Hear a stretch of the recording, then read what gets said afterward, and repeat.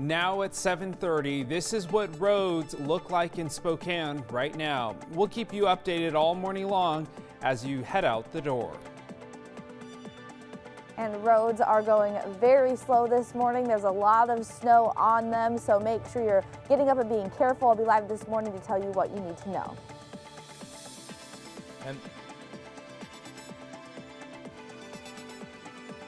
And the snow is intensifying across the region as of this morning. We're tracking not only the road conditions, but how much longer that snow is going to last.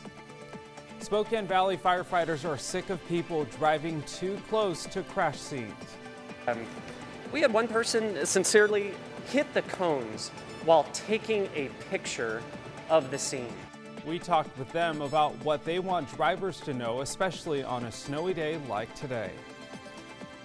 And this morning, more inmates from the Airway Heights Correctional Center are positive for COVID-19. Almost 150 inmates tested positive in the last week. Now, who will get vaccinated at the facility? Up with KREM begins now. Hey there, good morning. Welcome back to Up with KREM. On your screen, you can see what road conditions look like around Spokane this morning. As you head out the door, you should expect snow to continue falling throughout the day. And we want to know, what does it look like where you are? Text us your photos to 509-448-2000 and we'll be sharing them all morning long here on Up with KREM. In the meantime, our meteorologist Thomas Patrick is ready in the Weather Center to tell you about this morning's conditions and how much more snow we can expect today. Thomas. Yeah, it's actually great to see that our storm tracker is on the road, giving us an idea of just what those conditions look like across the region. Because as I came in this morning, there was already an inch of snow on the ground, and that was about 3 o'clock this morning. So surely it's going to be even more than that. And the snow, as it continues to steadily fall, is only piling up just a little bit higher by the hour. There are winter storm warnings and winter weather advisories all across the inland northwest for today. The only difference is just exactly how much snow we're going to get, but pretty much everybody is getting snow, save for far southern Washington, and it is blanketing the region. So nonetheless, our road conditions are blanketed with that initial layer of snowfall all across I-90, all the way from Vantage to the state line and into Coeur d'Alene, and would not be surprised to see areas up towards 4th of July paths already getting that snowfall. So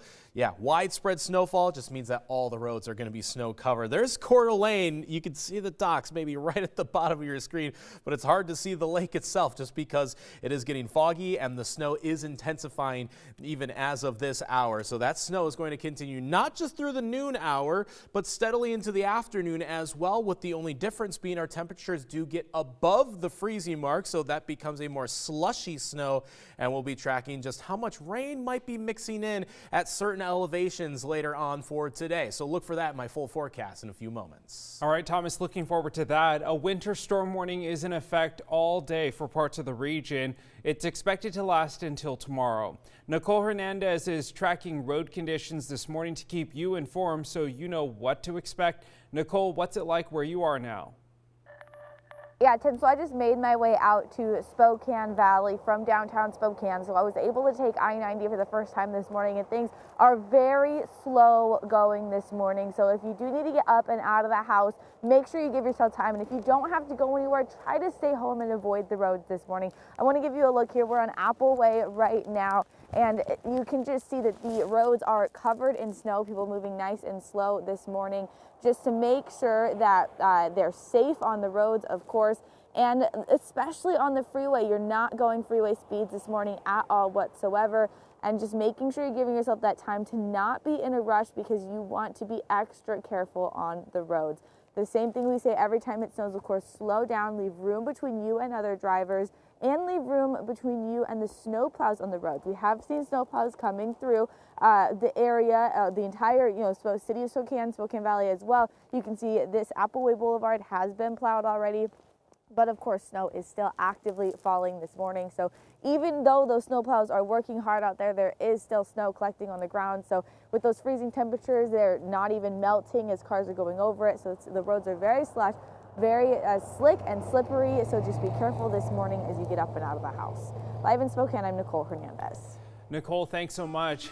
Well, trending in our area this morning, the Spokane Valley Fire Department wants drivers to slow down and give them more space on the road.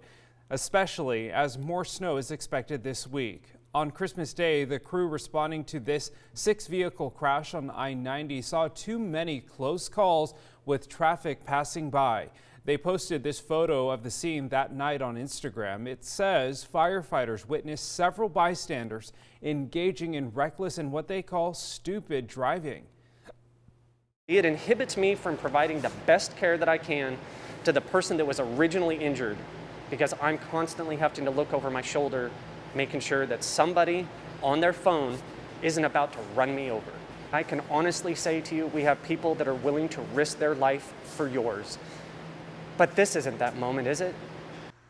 Their Instagram post went on to say, irresponsible and negligent driving is how people get needlessly killed. The message for drivers is simple: slow down and move a lane over and keep your phones in your pockets.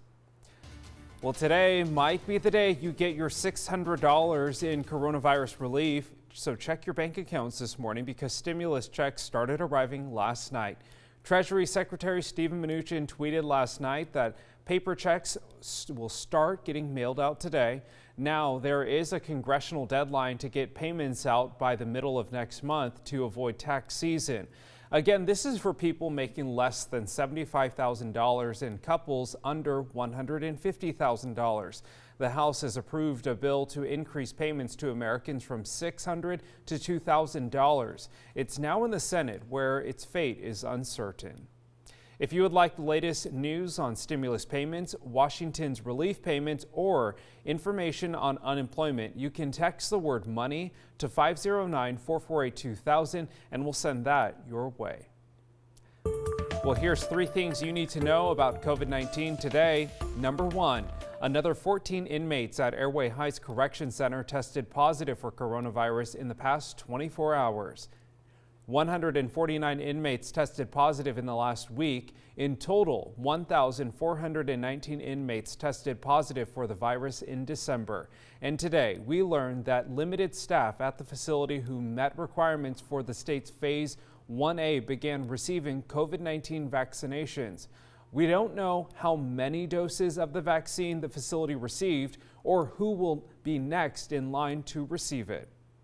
Number 2, the Grant County Health District reported 10 new coronavirus deaths. The new death total is now at 83 people. 7 of these new deaths were associated with long-term care facilities. We told you about those last month. Officials there say all of these residents had underlying conditions, putting them at a higher risk for severe complications due to a COVID-19 infection. A new coronavirus strain was detected in the U.S. for the first time on Tuesday, and it was found in a Colorado man in his 20s who has no travel history.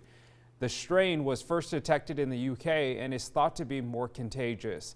The new variant has not been detected in Washington, but doctors say it should be a wake-up call to speed up vaccine distribution and not let up on masking and physical distancing. We talk more with experts coming up in about 5 minutes. Former candidate for Governor Lauren Culp isn't backing down. He says there was massive amounts of voter fraud in Washington and Spokane County. So KREM spoke with Spokane County Auditor Vicki Dalton to see what she has to say.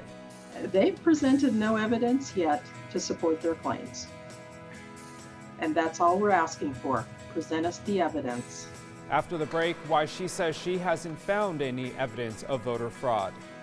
And we're taking a look back at our favorite stories from this year. You might remember this story of a local artist who lost her job because of the coronavirus. So she created a mobile art gallery. We'll check in with her in just a few minutes.